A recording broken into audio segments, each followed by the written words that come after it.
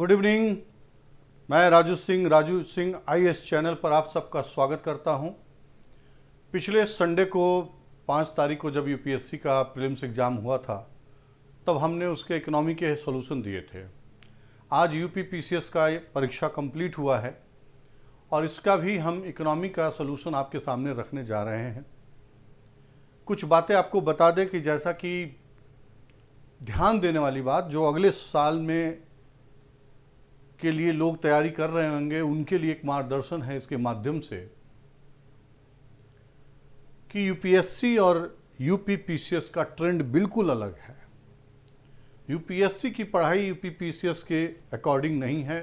UP PCS पास करने के लिए अपना एक अलग तरीका अपनाना पड़ता है। ठीक है, जैसा कि हमने आपसे उस दिन भी कहा था, हमारे इस पिछले वीडियो को आप लोग देख सकते हैं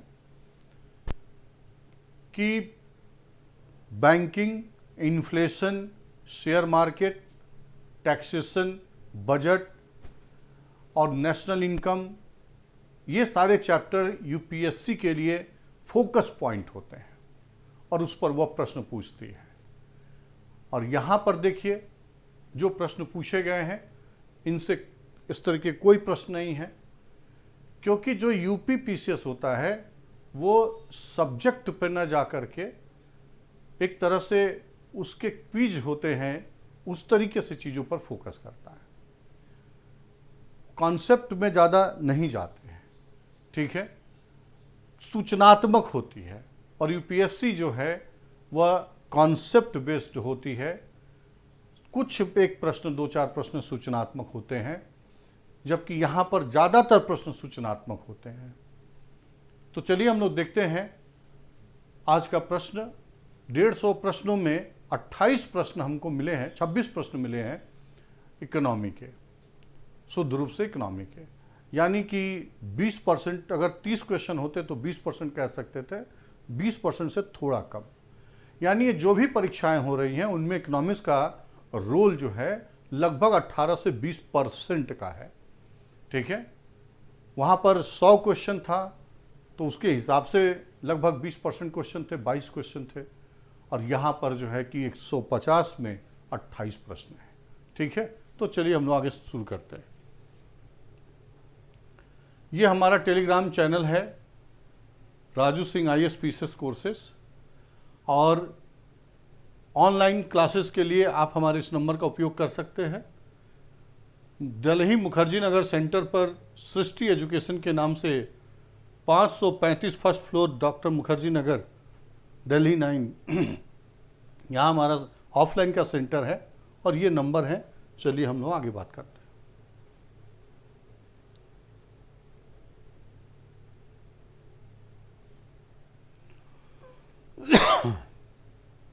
पहला प्रश्न है, 10 अप्रैल 2022 को घोषित नीति आयोग के राज्य ऊर्जा और जलवायु सूचकांक के अंतर्गत भारत के निम्नलिखित में से शीर्ष प्रदर्शन करने वाले 3 राज्य कौन से हैं? तो इस क्वेश्चन को एक बार देखिएगा। पहली बात, मैं बार बार कहता था कि नीति आयोग के द्वारा जो भी इंडेक्स क्रिएट किए जा रहे हैं वो प्रश्न का विषय है, वो इम्पॉर्टेंट विषय है और वही उसी तर्ज पर यह क्वेश्चन पूछा गया है। और हाल ही में जो जारी किया गया था, और संयोग से जो किसी भी क्षेत्र में जब पहली बार जारी की जाती है तो जरूर उसको मतलब एग्जाम में उठाया जाता है। तो ये रिपोर्ट पहली बार इन्होंने लाया है और लेटेस्ट में ही लाया है। देखिए कि 10 अप्रैल को जारी किया गया था। इसका उत्तर बना है गुजरात, केरल और पंजाब। गुजरात, केरल और पंजाब। अगला प्रश्न है, निम्नलिखित देशों को मानव विकास सूचकांक 2022 के आधार पर अवरोही क्रम में व्यवस्थित कीजिए। थोड़ा ये प्रश्न चौंकाने वाला भी है कि हम तो 2020 वाला पढ़े हैं सर, और आपने 2020 का मुझे पढ़ाया था, ये 2022 वाला कब आया? तो आया नहीं है। हमने बहुत स्पष्टता से कहा था कि जून महीने के अंतिम तक ये आएगा रिपोर्ट, अभी भी आया नहीं है। ये 2020 वाले को ही 2022 लिख करके क्वेश्चन बनाते हैं, ऐसी गलतियां करते हैं और विद्यार्थी कंफ्यूज होते हैं। ठीक है। और उसमें भी थोड़ा इसको कठिन बनाया गया है कि जो टॉप 5 स्टेट कंट्री होते हैं उनके बारे में पूछा जाए, भारत के बारे में पूछा जाए, इसके बजाय इन्होंने कुछ इस तरीके से पूछा है। उसमें हम जरूर आपको पढ़ाते हैं कि ब्रिक्स देशों की स्थिति क्या है, भारत के पड़ोसी देशों की स्थिति क्या है, या टॉप 5 की क्या स्थिति है, या बॉटम में कौन है, लेकिन उससे भी हट करके एक क्वेश्चन बना के थोड़ा कठिन कर दिए हैं। तो देखिए, जापान, रूस, हांगकांग, ऑस्ट्रेलिया। तो यहाँ पर आपको देखने को मिलेगा कि हांगकांग की सिचुएशन सबसे अच्छी है, उसके बाद ऑस्ट्रेलिया की है, और उसके बाद जापान की है, और तीसरे नंबर लास्ट में रूस आता है। रूस चूँकि कोई डेवलप कंट्री नहीं है और उसका ह्यूमन डेवलपमेंट इंडेक्स कोई बहुत अच्छी स्थिति में नहीं है, लगभग 50 के रैंक के इर्द गिर्द वो देखने को मिलता है। ठीक है, तो इस तरीके से थोड़ा ये प्रश्न कठिन बन गया है, क्योंकि इस तरीके से कोई तैयारी नहीं करता है, न रट के जाता है। तीसरा नंबर प्रश्न है, सूची 1 को सूची 2 से सुमेलित कीजिए और सूचियों के नीचे दिए गए कुट से सही उत्तर का चयन कीजिए। तो यहाँ मिलाना था। अब ऐसा कोई इसमें प्रश्न नहीं है कि आप नहीं जानते हो, ठीक है। सभी को पता है कि MS स्वामीनाथन साहब, LK झा, वर्गीस कुरियन। सबसे खास बात तो इसमें यह है कि जिसको केवल एक ही पता हो कि वर्गीस कुरियन दुग्ध उत्पादन से जुड़े थे, दुग्ध क्रांति से जुड़े थे, तो भी वह सही कर सकता है कि आप देखिए कि C का 2, ठीक है, एक ही अगर पता हो तो इससे आपका आंसर मिल जाता है कि ये A नंबर ही आंसर होगा, क्योंकि बाकी कहीं कोई डाउट नहीं है। ठीक है। MS स्वामीनाथन साहब जो है हरित क्रांति से जुड़े थे। आप जानते हैं कि प्रोफेसर नॉर्मन ई बोरलॉग, जिन्हें 1976 में नोबेल का शांति का नोबेल पुरस्कार दिया गया था, मैक्सिको के अंदर हाई एल्डिंग वैरायटी सीड्स डेवलप करने के लिए, ठीक है, पूरे दुनिया में एक तरह से अधिक उत्पादन के लिए जाने जाते हैं, और भारत में हमारे MS स्वामीनाथन साहब।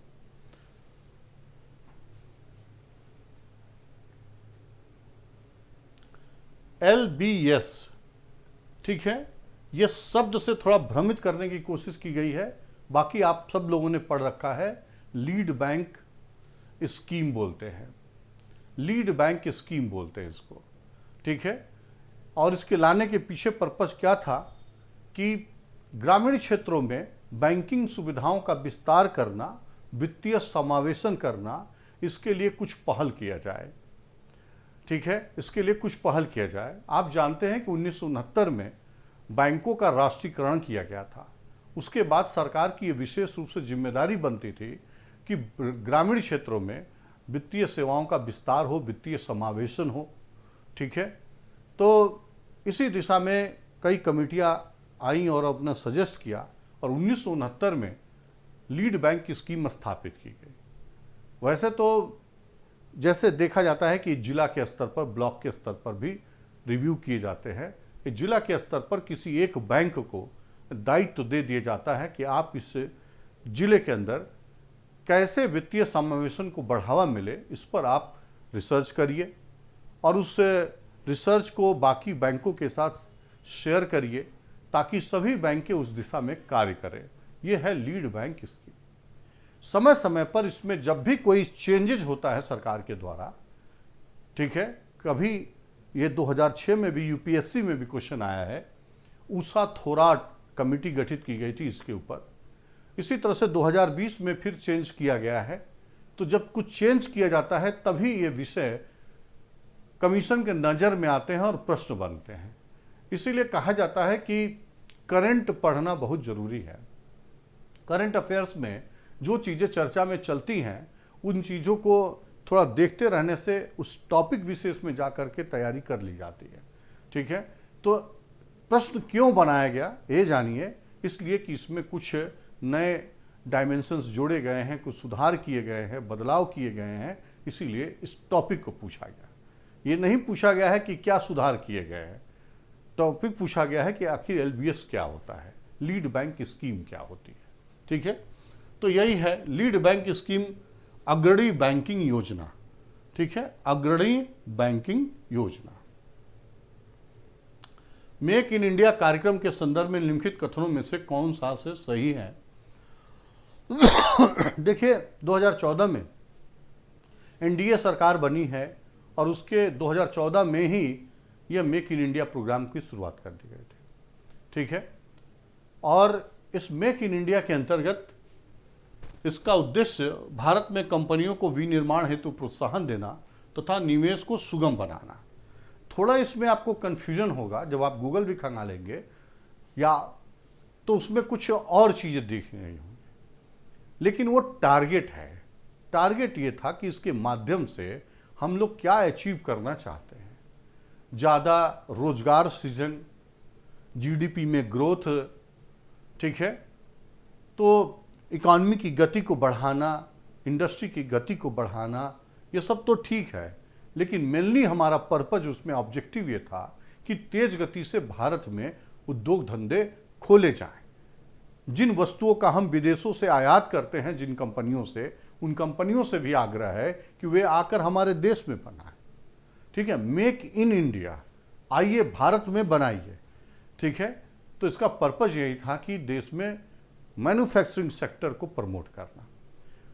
आप देखिए कि जो भले ही 2014 में लाया गया है, लेकिन 2011 में यूपीए सरकार ने बनाई थी नेशनल मैन्युफैक्चरिंग पॉलिसी, राष्ट्रीय विनिर्माण नीति, नेशनल मैन्युफैक्चरिंग पॉलिसी।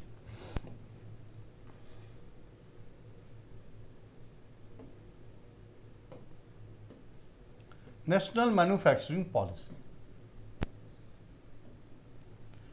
2011, और इसमें रखा क्या गया था कि हमारे जीडीपी में, हमारे देश के कुल उत्पादन में मैन्युफैक्चरिंग सेक्टर का योगदान 16% उस समय था। इसको जो है बढ़ा करके 2022 तक इसको 25% करने का लक्ष्य था। 16% से बढ़ाकर 25%। ये 16 से बढ़ाकर 25% करना और 100 मिलियन लोगों को, यानी 10 करोड़ लोगों को,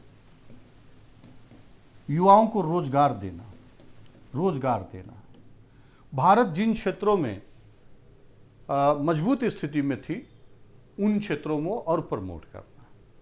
क्योंकि हमको ये पता था, यानी हमारी सरकार को ये पता था कि किसी भी देश का तेज गति से विकास तभी हो पाएगा जब वहाँ का मैन्युफैक्चरिंग सेक्टर डेवलप हो, क्योंकि उसमें ज़्यादा से ज़्यादा रोजगार सृजित होता है और रोजगार अस्थायी प्रकार का होता है।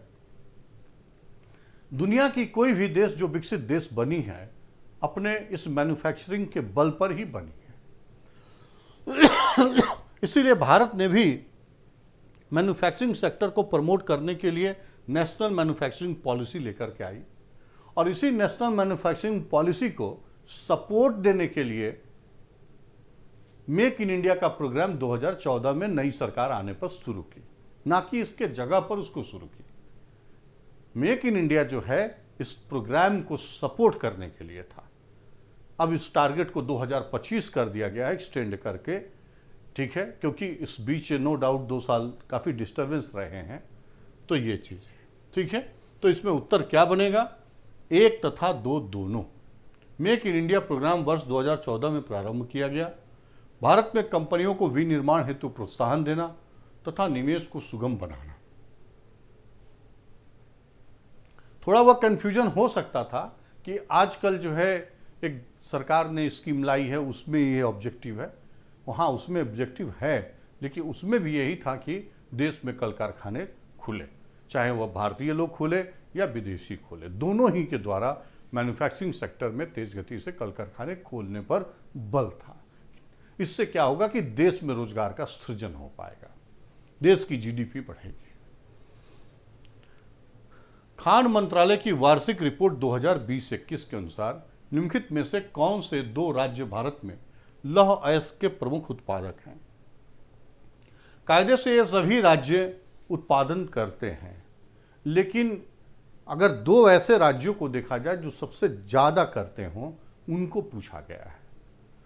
और ये पीआईबी अगर आप पढ़ते हैं तो इस साल के ही पीआईबी में ये जब यह जारी किया गया था तब छपा था, और वहाँ पर ये देखने को मिलेगा आपको। उसका उत्तर है 1 और 4, कर्नाटक है, उड़ीसा है। उड़ीसा बहुत ज़्यादा मात्रा में उत्पादन करता है लोहे का, और कर्नाटक भी है। बाकी ये दोनों करते हैं, लेकिन ये थोड़े कम कम करते हैं। ठीक है, इसलिए उत्तर बन रहा है 1 तथा 4।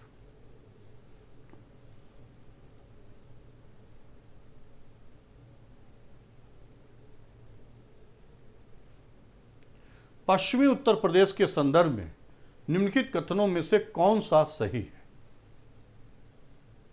बहुत एक सरल प्रश्न है, थोड़ा भी जिन लोगों ने पढ़ाई कर रखी है वो सबको पता होगा। क्या? नो डाउट उत्तर प्रदेश का पश्चिमी हिस्सा तुलनात्मक रूप से पूरब के, या जो है कि जो दक्षिण का इलाका है, बुंदेलखंड बोलते हैं या जो है पूर्वांचल बोलते हैं, इन सब की तुलना में नो डाउट पश्चिमी उत्तर प्रदेश विकसित है। यहाँ पर इंफ्रास्ट्रक्चर पहले की तुलना में, अन्य क्षेत्रों की तुलना में ज़्यादा अच्छे है। तो पहला पॉइंट तो सही है ही है। यह क्षेत्र हरित क्रांति का साक्षी रहा है।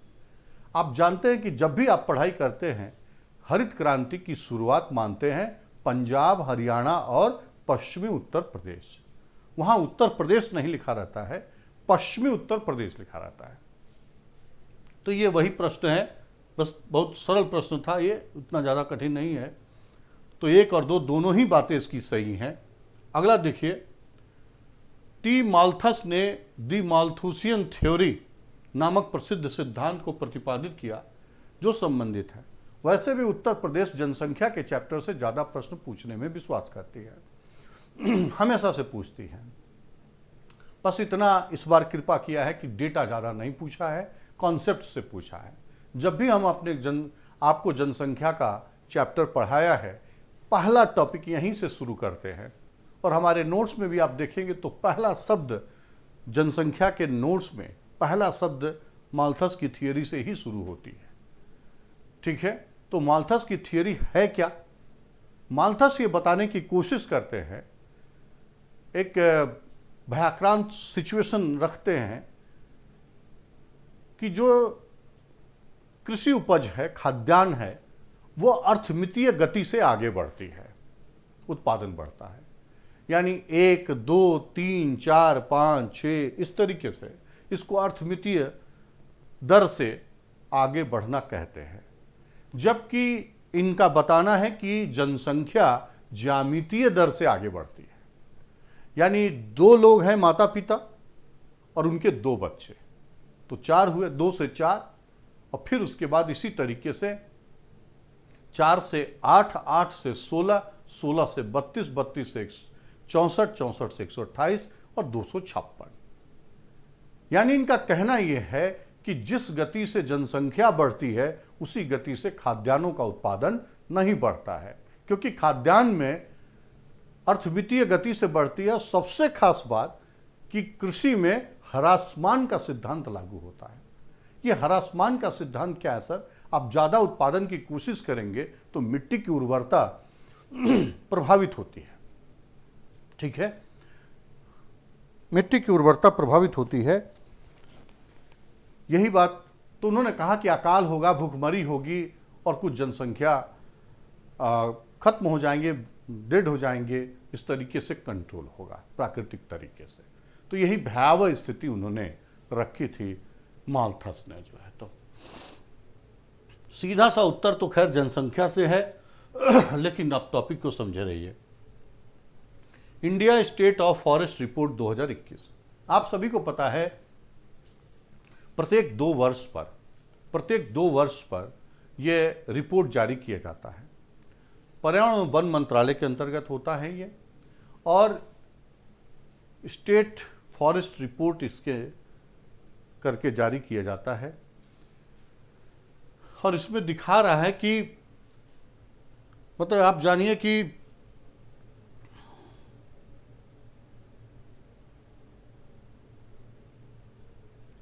2261 की इतना बर्डन जो है इस 2 सालों में बढ़ा है और लगभग 600 से ज़्यादा केवल आंध्र प्रदेश में बढ़ा है, केवल आंध्र प्रदेश में बढ़ा है। यानी आंध्र प्रदेश इसमें सबसे ज़्यादा ग्रोथ दिखाया। अब आप लगभग 2200 किलोमीटर हमारे यहाँ जो है वन की मात्रा बढ़ी थी 2 सालों में, जिसमें से 1/3 से ज़्यादा, लगभग 1/3 या 30% समझ लीजिए, ये केवल और केवल आंध्र प्रदेश से आता है। तो इस नज़रिए से ये काफ़ी इंपॉर्टेंट है, इसलिए पूछा गया था।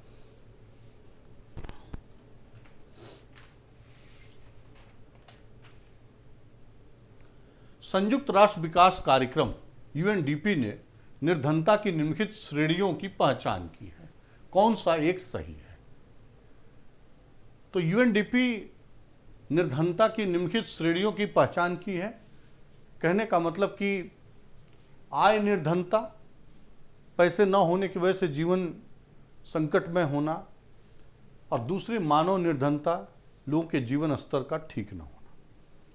एक बात जानिएगा, वैसे तो यूएनडीपी का जो निर्धनता एमपीआई मापने का जो नज़रिया है वो क्या है सर?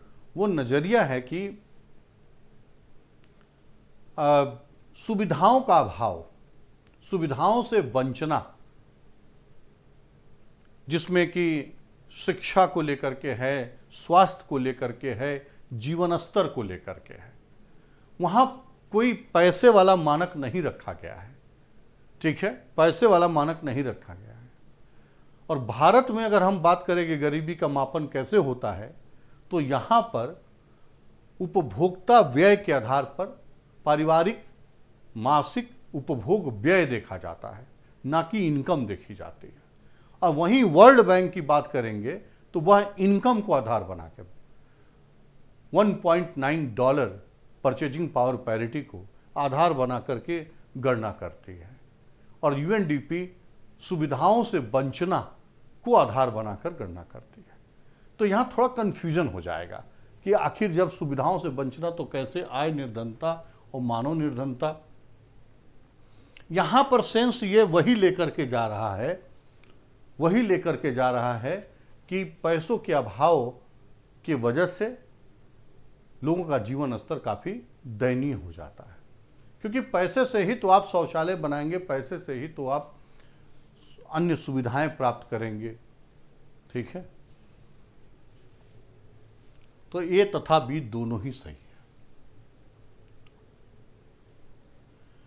बार बार जब भी हमने पढ़ाई, ये एसडीजी के 17 जो टारगेट रखे गए हैं, इनको हमने रटाने की कोशिश की, और खुद मैं रट करके आपके सामने प्रेजेंट करता। और देखिए वहां से प्रश्न है, इस पूरे पेपर में एक नहीं 2 प्रश्न है इसी पर, 2 प्रश्न हैं इसी पर। तो एसडीजी 10, 13, 14, 15 किससे जुड़ा हुआ है? तो आप देख सकते हैं कि 14 नंबर जो है, जल के नीचे जीवन, इसमें केवल 9 प्रांतों को शामिल किया गया है, 9 प्रांत को ही शामिल किया गया है 14 नंबर। ठीक है, ये जो एसडीजी 10 है, ये भूमि पर या असमानताओं में कमी की बात करता है। असमानताओं में कमी, देश के अंदर और देशों के बीच असमानता में कमी की बात करता है।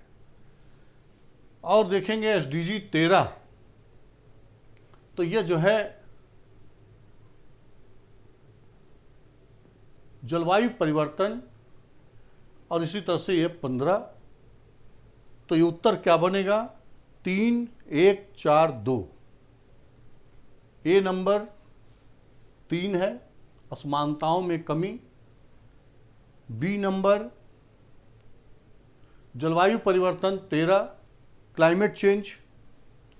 14 नंबर जल के नीचे जीवन, और 15 नंबर भूमि पर जीवन। तो ये रहा आपका, तो ये रटा हुआ होना चाहिए।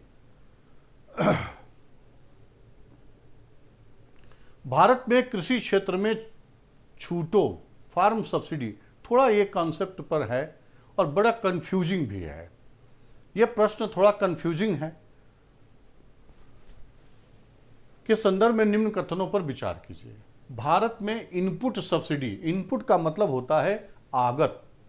जैसे खेती में इनपुट क्या होता है सर? खेती में इनपुट का मतलब है कि बीज पर दी गई सब्सिडी, उर्वरक पर दी गई, सिंचाई पर और पेस्टिसाइड्स, सेक्टिसाइड्स इन पर और मशीनों पर ये जो सब्सिडी दी जाती है इसको हम इनपुट कहते हैं, आगत कहते हैं, जिनका उपयोग करके हम खेती करते हैं।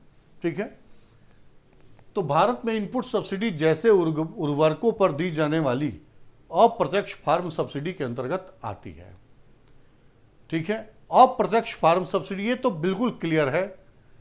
अब रही बात की किसानों को बिजली और सिंचाई पर दी जाने वाली कटौतियां प्रत्यक्ष फार्म सब्सिडी के अंतर्गत आती है। अब ये प्रत्यक्ष फार्म सब्सिडी और अप्रत्यक्ष फार्म सब्सिडी का मतलब जब तक नहीं क्लियर होगा तब तक ये प्रश्न का हल करना थोड़ा कठिन हो जाएगा। प्रत्यक्ष का मतलब है कि जो सीधे उनको कैश ट्रांसफर की जाए उनके खातों में। जैसे वर्तमान में पीएम किसान निधि जो बनाई गई है, यानी कि जिसके अंतर्गत दिया जा रहा पीएम किसान सम्मान निधि, 6,000 रुपये साल में 3 बार 2-2 हज़ार के टुकड़े के रूप में 3 बार दिए जाते हैं। यह प्रत्यक्ष सहायता होगा।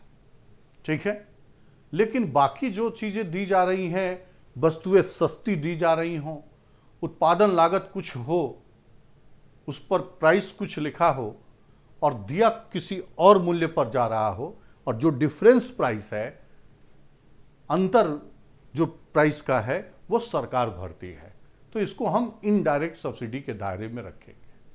तो कायदे से बिजली और सिंचाई भी, ये भी जो है कि इनडायरेक्ट सब्सिडी ही है, लेकिन यहां तो सर प्रत्यक्ष सब्सिडी लिखा है, इसीलिए ऑप्शन गलत हो जाएगा। विश्व व्यापार संगठन के कृषि संबंधी प्रावधान प्रत्यक्ष फार्म सब्सिडी की अनुमति देते हैं, परंतु अप्रत्यक्ष सब्सिडी पर रोक लगाते हैं। ऐसी बात नहीं है। ऐसा WTO में कहीं नहीं कहा गया है कि प्रत्यक्ष तौर पर दीजिए, अप्रत्यक्ष तौर पर नहीं दीजिए, क्योंकि आप देखते हैं कि ग्रीन बॉक्स सब्सिडी, WTO के अंदर कृषि में जो सब्सिडी दी जाती है वह सब्सिडी हमेशा बॉक्सेस में बांटकर दी जाती है। ग्रीन बॉक्स सब्सिडी होती है, इसी तरीके से ब्लू बॉक्स सब्सिडी होती है, इसी तरीके से एम्बर बॉक्स कही जाती है। तो कहने का मतलब है कि कहीं तो सीधे दी जाती है और कहीं जो है कि किसानों के गेहूं, चावल, धान या उनकी उपज MSP पर खरीदी जाती है, जो बाजार दर से कई बार अधिक भी होता है। तो यहाँ ये भी उसके दायरे में आता है, और साथ में बीज पर, उर्वरक पर, मशीन पर, कीटनाशक पर, सिंचाई पर जो सब्सिडी दी जाती है वो अप्रत्यक्ष सब्सिडी, तो ये दोनों ही दी जाती है और ये एम्बर बॉक्स के अंदर देखी जाती है। हाँ, लिमिट होता है 10% का विकासशील देशों का, और विकसित देशों के लिए 5% की लिमिट होती है। इसको डी मिनिमस कहते हैं। यदि उस सीमा से अधिक जाते हैं, सब्सिडी कोई सरकार देती हो, तो वह कटौती का प्रावधान होता है। जैसा कि भारत ने लगातार 3 बार ऐसा हो चुका कि हम अपने 10% की लिमिट को पार कर जा रहे हैं। पिछले वर्ष हम लोग धान में भी इसी तरीके से 10% की सीमा को पार कर दिया, लगभग 15% सब्सिडी दे दी, 10% की सीमा को पार कर गए। यानी जितने मूल्य का देश में धान का उत्पादन हुआ है, उससे उसके 10% से ज़्यादा सरकार ने उसमें सब्सिडी दी है। ठीक है, भारत में सरकारों द्वारा दी जाने वाली सभी सब्सिडियां अप्रत्यक्ष श्रेणी में आती हैं। तो इसको सब्सिडी के रूप में अगर देखेंगे तो अप्रत्यक्ष के रूप में देखेंगे। ठीक है, अप्रत्यक्ष रूप में देखेंगे। और बाकी जो नगदी सहायता दी जाती है, जैसा कि हमने कहा कि प्रधानमंत्री किसान सहायता, किसान सम्मान निधि है, इस तरीके से, इसीलिए इसको हमने रखा क्योंकि ये दोनों कट रहे हैं तो 2 और 3 जहां भी ऑप्शन में होगा वो उत्तर नहीं बन पाएगा, 2 और 3 नहीं बन पाएगा। इसलिए हमने इस 4 को लिया है, 1 और 4। हो सकता है कि ऑप्शन बनाने में कुछ गलतियां भी हुई हों, हमारे से नहीं, जो बनाया गया है, लेकिन अगर वैसे देखेंगे जो बना है उस पर उत्तर जो है कि बी नंबर होगा, 1 तथा 4।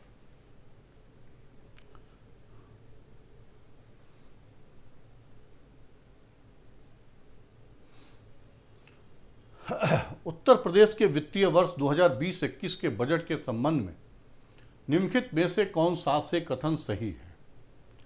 अब ये एक प्रश्न है, जैसे कि इसमें अब 21 का बजट पेश हो चुका है, 22 का बजट पेश हो चुका है उत्तर प्रदेश का, और प्रश्न पूछा गया है 2020 का। ठीक है, तो ये कोई जरूरी नहीं कि हर विद्यार्थी इसको याद ही रखे और पिछले 3 साल और 4 साल पुरानी बजट में कितनी राशि रखी गई थी, ये सूचनात्मक चीज़ों को इतना ज़्यादा तरजीह दी जा रही है क्वेश्चन में, कोई इसका मतलब नहीं है, क्योंकि इसके बाद 21-22 का बजट 21 का आ चुका है, 22 का भी प्रेजेंट हो चुका है, और ये पिछले तीसरे साल का बजट का डेटा है। वैसे ये डेटा दोनों सही है, उत्तर बनेगा 2, 1 तथा 2 दोनों। ठीक है, डी नंबर उत्तर बनेगा, दोनों ही सही है।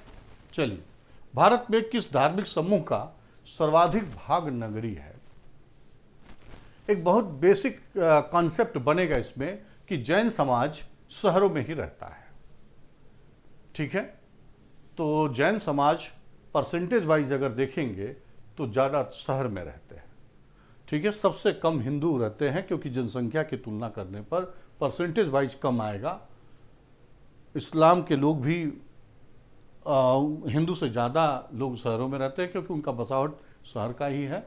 लेकिन जैन जो है वह मूल रूप से जो है शहरों में ही रहते हैं, क्योंकि वह खेती का कार्य नहीं करते हैं, और ये उनके जो कॉन्सेप्ट है कि खेती करने का मतलब जीवों का हानि होगी, इससे वो बचना चाहते हैं, इसीलिए वो व्यापार वाणिज्य ही करते हैं या पढ़ाई लिखाई करके और जो बिजनेस करते हैं।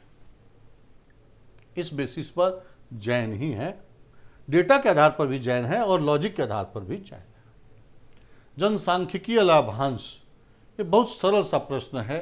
जनसांख्यिकीय लाभांश, डेमोग्राफिक डिविडेंड जो भारत एंजॉय कर रहा है, यानी भारत इसका लाभ उठा रहा है, ये उत्पादक जनसंख्या की बात हो रही है। भारत में उत्पादक जनसंख्या ज़्यादा है क्योंकि हम लोग बर्थ रेट को कम करने में सफल हुए हैं। इससे अब हमारे पास बच्चों की संख्या तो कम हो रही है, लेकिन ये जो बच्चे जो पीछे ज़्यादा मात्रा में पैदा हुए थे वो अब कन्वर्ट होकर के 15 से ऊपर की आयु में आ रहे हैं।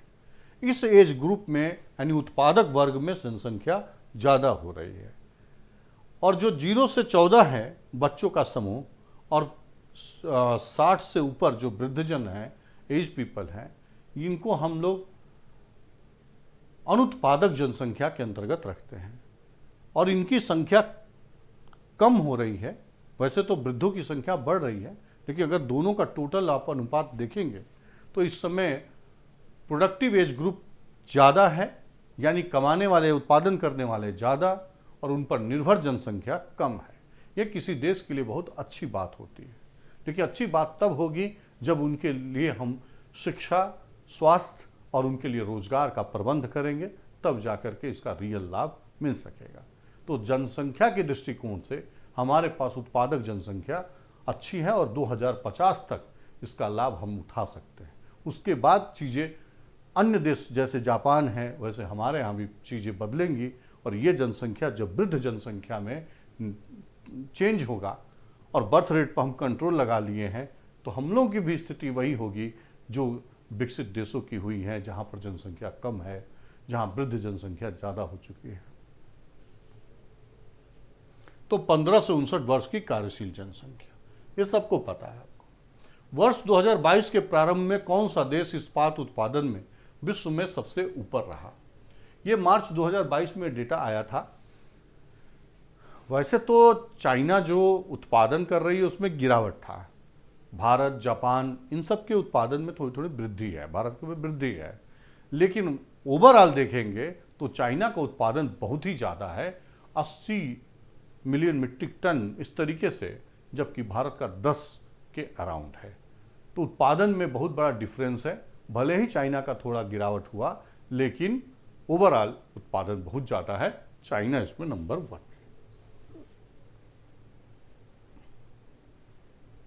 सूची 1 और सूची 2 से सुमेलित कीजिए तथा सूचियों के नीचे दिए गए कुछ से सही उत्तर चुनिए। देखिए, यहां ढेर सारे हैं, केवल अगर एक आपको आ रहा हो तो भी आप उत्तर कर सकते हैं। जो बार बार हम आपको पढ़ाते रहे हैं वो क्या है? राष्ट्रीय सामाजिक सहायता कार्यक्रम, national social assistance programme, national social assistance programme, ठीक है, सामाजिक सहायता प्रोग्राम। और इसको हम किस संदर्भ में पढ़ाते हैं? संविधान जब पढ़ते हैं आप, अनुच्छेद 41-41, जिसमें लिखा जाता है कि कुछ दशाओं में लोगों को सहायता, शिक्षा सहायता, ठीक है, और मातृत्व को मैटरनिटी फैसिलिटी देना, ये सारी चीज़ें ये उसी के अंतर्गत आता है। और इसी के अंतर्गत ये 1995 में चलाया गया था और इसके अंदर ढेर सारे योजनाएं चलाई गई हैं। इसके अंतर्गत इस सामाजिक सहायता यानी अनुच्छेद 41, चाहे वो केंद्र सरकार हो चाहे राज्य सरकार हो, 41, ये भी प्रश्न पूछा गया है, ठीक है। और इसमें जैसे राष्ट्रीय विधवा पेंशन कार्यक्रम, राष्ट्रीय विकलांग, अब दिव्यांग बोलते हैं तो पेंशन कार्यक्रम, वृद्धावस्था पेंशन कार्यक्रम, ठीक है। तो इस तरीके के ढेर सारे प्रोग्राम इसके अंतर्गत चलाए गए हैं जो सरकार कल्याण के पर्पज से चलाती है। अगर केवल एक आपको पता है तो आप देखिए बी का 1, अगर ये आपको कंफर्म सही है तो आपको सोचना ही नहीं है, ये पूरा आपका उत्तर निकल के आ जाएगा कि डी नंबर ही सही है, डी नंबर ही सही है। तो कुछ ऐसे ट्रिक का भी उपयोग कर सकते हैं, एक ही ऑप्शन से आप सारे ऑप्शन निकाल सकते हैं, अगर नहीं भी आता है तो भी, ठीक है। तो ये भी गुण सीखने की जरूरत है। सूची 1 को सूची 2 से सुमिलित कीजिए और सूचियों के नीचे दिए गए कुछ से सही उत्तर का चयन कीजिए। यह रेवोल्यूशन से संबंधित है, क्रांतियों से संबंधित है। तो आप देखिए कि अगर आप मिला दे ग्रे क्रांति तो उर्वरक से, भूरी क्रांति उर्वरक से संबंधित है, बी का 4, और बी का 4 अगर आपको पकड़ लिया आपने तो और कहीं नहीं है, इसका मतलब बी का ऑप्शन ही सही होगा, इसका मतलब बी का ऑप्शन ही सही होगा। केवल अगर आपको एक ही पता है, वैसे तो आप सबको सब ये रटा हुआ होता है, ठीक है। तो देखिए यही सही है। निम्नलिखित में से कौन सा प्रधानमंत्री स्वनिधि योजना के अंतर्गत लक्षित समूह है? आप देखिए कि पैंडेमिक के दरमियान सरकार ने जो मेथड अपनाया वो ये अपनाया था कि हम कुछ पॉलिसी बनाएं और पॉलिसी डेटा के आधार पर हो, ताकि समय समय पर अपने पॉलिसी को रिव्यू करते रहें, फीडबैक के आधार पर रिव्यू करते रहें। और दूसरे काम जो सरकार कर रही थी साथ में, वो जो है कि लोगों के वेलफेयर का काम कर रही थी, लोगों को केयरिंग का काम कर रही थी, ठीक है। तो उसी में अलग अलग वर्गों के लिए अलग अलग ढंग की योजनाएं लेकर सरकार आई। आप जानते हैं कि सड़कों पर जो फुटपाथ पर जो लोग अपना दुकान चलाते लगाते, लॉकडाउन, नेशनल लॉकडाउन के अंतर्गत बंद हो गया। उनकी रोज़मर्रा की रोज़ की जो कमाई थी, जिससे रोज़ वह अपना बिजनेस करते थे, वो ठप पड़ गया। अब फिर से नया शुरू करने के लिए अब ज़रूरत था कि उनको कुछ फंड मिले, इसीलिए ये प्रधानमंत्री स्वनिधि योजना लाई गई, जिसमें 10,000 करोड़ रुपये बजट रखा गया, ताकि ये लोग बैंक से उधार लेकर के अपना फिर से बिजनेस शुरू कर सके। स्ट्रीट वेंडर्स बोलते हैं इसको, ठीक है। तो यही था ये, तो फुटपाथ विक्रेता अपना बिजनेस शुरू कर सके। इस प्रधानमंत्री स्वनिधि योजना के अंतर्गत 10,000 करोड़ का बजट रखा गया था। विश्व खुशहाली सूचकांक 2022 के अनुसार भारत कौन से स्थान पर है? यह हाल ही में जारी हुआ था, ठीक है। विश्व खुशहाली रिपोर्ट 2022, इसमें भारत जो है कि 136वें स्थान पर है, 136। ये एक कठिन प्रश्न है जिसका मतलब उत्तर की अपेक्षा कोई जरूरी नहीं कि कोई इसको पढ़ाई में तैयारी में या कोई टीचर पढ़ाया हो, पढ़ाते हों या विशेष इस पर कोई रिसर्च किया हो तो अलग बात है, अन्यथा 1% से ज़्यादा लोगों को इसका रियल उत्तर पता नहीं होगा। तो ये कठिन प्रश्न किस श्रेणी में रखा जाएगा, ठीक है। क्योंकि जो आप गरीबी का चैप्टर पढ़ते हैं, निर्धनता का चैप्टर पढ़ते हैं, उसमें इस तरीके की कोई चीज़ नहीं पढ़ाई जाती। लेकिन आजकल यूपीपीसीएस का एक ट्रेंड बना है कि एक प्रश्न इस तरीके का, वो कठिन प्रश्न निर्धनता के चैप्टर से वो डाल देती है। पिछले वर्षों में भी देखे होंगे इसी तरीके का एक प्रश्न आता है। तो इस बार देखिए क्या प्रश्न है। इस बार प्रश्न है, निर्धनता को एक सामाजिक समस्या माना गया है। बिल्कुल सही बात है, जो कि लंदन में निर्धनता पर किए गए एक शोध सर्वेक्षण का परिणाम है। इस शोध के शोधार्थी कौन थे, ठीक है। बाकी लोग वैसे अगर देखेंगे तो दूसरे देशों से हैं, और ये जो चार्ल्स बूथ हैं, ये इंग्लैंड में ही एक सर्वे किए थे और वहाँ पर इन्होंने ये चीज़ दिखाने की कोशिश की थी। तो चार्ल्स बूथ के द्वारा ही इंग्लैंड में एक सर्वे किया गया था, ठीक है, और उसी सर्वे के बेसिस पर इस बात को दर्शाने की कोशिश की गई थी।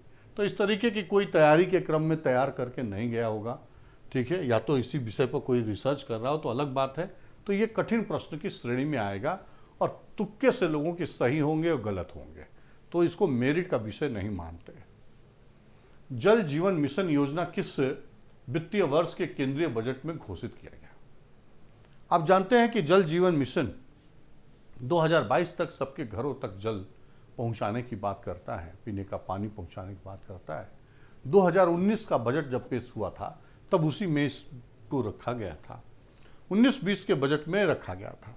हम बार बार पढ़ाते वक्त आपको एक बात बोलते हैं कि यूपीपीसीएस को डेट से बहुत मतलब है, कौन से साल में शुरू हुआ, कौन से डेट पर शुरू हुआ। अब डेट वाला तो थोड़ा कम कर दिया है, लेकिन साल वाला भी चल रहा है। तो कुछ भी पढ़ाई करें यूपीपीसीएस के लिए तो वहाँ डेट जरूर याद रखें कि कौन से साल में योजना शुरू हुई। आपने देखा अभी तक जितना पढ़ा रहे थे उसमें कई एक प्रश्न ऐसे थे जो कि साल से संबंधित थे कि किस वर्ष शुरू हुआ। एक ट्रेंड है, तो जो लोग आगे परीक्षा देंगे, परीक्षा की तैयारी करेंगे, उनके लिए ये मार्गदर्शन हो सकता है। उत्तर प्रदेश में एक जनपद एक उत्पाद, 1 डिस्ट्रिक्ट 1 प्रोडक्ट, ठीक है। अब इसमें कहानी ये है कि सर क्या हम जितने जिला हैं सबके विशिष्ट उत्पाद को याद करें? अब इससे तो यही लगता है कि आपको याद करके जाना होगा, ठीक है। वैसे मेन लोग पढ़ लेते थे, लेकिन आपको सारे लिस्ट को एक बार देखना होगा। आप देखिए तो इसमें उत्तर क्या बनेगा। इसमें जो बागपत है वो लकड़ी का खिलौना नहीं है, उसका है होम फर्निशिंग। होम फर्निशिंग है बागपत डिस्ट्रिक्ट का, ना कि लकड़ी का खिलौना। लकड़ी का खिलौना बनारस का है ना, इस तरीके से। हाँ, अमेठी मूंज के उत्पाद, मूंज होता है उसके उत्पाद, मूंज एक उत्पाद है, मतलब जगह जगह जो है कि उग जाता है नदियों के किनारे या तालाब के किनारे, और उससे जो है कि उत्पाद बनाए जाते हैं। काफ़ी सुंदर अमेठी के अंदर बनता है। गौतम बुद्ध नगर रेडीमेड कपड़ों के लिए जाना जाता है। आगरा को तो सभी को पता है कि चमड़े के लिए जाना जाता है, कानपुर, आगरा, ये सब। चलिए, किस उत्पाद को इको मार्क दिया जाता है? ये एक सरल प्रश्न है, सदियों से आता आ रहा है, मतलब हमेशा से ऐसे प्रश्न पूछे जाते रहे और सबको पता है। इको फ्रेंडली प्रोडक्ट, जो कि पर्यावरण को दुष्प्रभावित नहीं करता हो, ऐसे उत्पाद को हम इको मार्क देखते हैं, ठीक है, कि यह पर्यावरण के विरुद्ध नहीं है, यानी पर्यावरण फ्रेंडली है, इको फ्रेंडली है। निम्नलिखित में से कौन सा सतत विकास लक्ष्य हेतु 2030 तक प्राप्त करने का लक्ष्य नहीं है? अब आप देखिए कि 2 प्रश्न हो गए, 17 लक्ष्य हैं, तो 17 में से 4 लक्ष्य तो पूछ लिया, यानी आपको 17 रटा होना चाहिए। तो अब पता चलेगा कि कौन सा उसमें शामिल नहीं है। तो अंतरिक्ष जैसी कोई बात उसमें शामिल नहीं की गई है, ठीक है। उसमें मेनली जो है भूखमरी को दूर करना, गरीबी को दूर करना, शिक्षा की बात की गई है, स्वास्थ्य की बात की गई है, रोजगार की बात की गई है, ठीक है। कल कारखाने, उद्योग धंधे, इनकी बात की गई है, असमानता कम करने की, ऊर्जा की बात की गई है, पर्यावरण की बात की गई है, स्थलाकृतियों की बात की गई है, समुद्री जीवन की बात की गई है। और लास्ट के जो 2 पॉइंट हैं 16 और 17, 16 में जो है कि एक तरह से सबको मिल करके समन्वित एक समिति बनाने की बात करता है, संगठन बनाने की बात करता है। और 17 जो है मिल करके चीज़ों को आगे बढ़ाने, लागू करने की बात करता है। तो जहां 15 में टॉपिक है, वहीं 16 और 17 उसके क्रियान्वयन से संबंधित है। पहली 16 नंबर क्रियान्वयन के लिए संगठन बनाना जो समावेशी प्रकार का हो, सभी जगह सभी देशों का प्रतिनिधित्व हो उसमें। और 17वां जो है कि उसको लागू करने के तौर तरीकों को लेकर के बात करता है, ठीक है। तो कहीं से इसमें अंतरिक्ष अनुसंधान शामिल नहीं है। आगे देखिए, तो ये 25 प्रश्न आपको दिख रहे थे।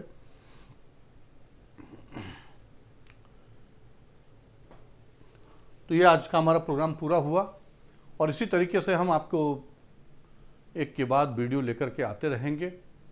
और जल्दी ही मुखर्जी नगर में हम अपना इकोनॉमी का मॉड्यूल का बैच स्टार्ट करेंगे, जो ऑफलाइन ऑनलाइन दोनों होगा। जो लोग मुखर्जी नगर दिल्ली में उपस्थित हो सकते हैं वो ऑफलाइन ज्वाइन कर सकते हैं, और जो लोग मुखर्जी नगर दिल्ली तक नहीं आ सकते हैं उनके लिए ऑनलाइन का कोर्स होगा, ठीक है। तो आप लोग इस फ़ोन नंबर पर संपर्क करके जानकारी ले सकते हैं कि बैच कब से शुरू हो रहा है, टाइमिंग क्या है। व्यक्तिगत तौर पर संपर्क करके प्राप्त कर सकते हैं, सूचनाएं प्राप्त कर सकते हैं। तो थैंक यू वेरी मच। फिर मिलते हैं हम लोग नेक्स्ट वीडियो में